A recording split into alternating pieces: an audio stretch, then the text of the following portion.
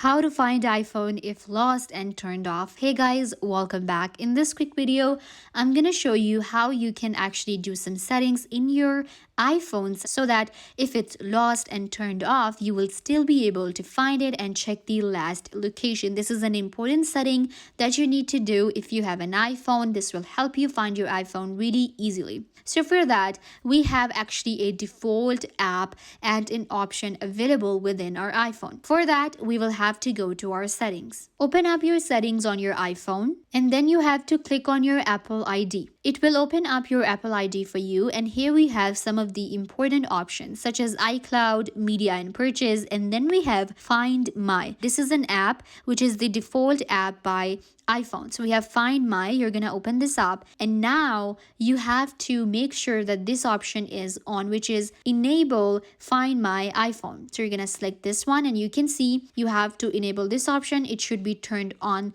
So this way, what happens is you will be able to check your last location of your phone when it's activated again, and it will help you find your phone if you lost it and it's turned off. So this is the important setting that you need to do. You also have share my location if you want to.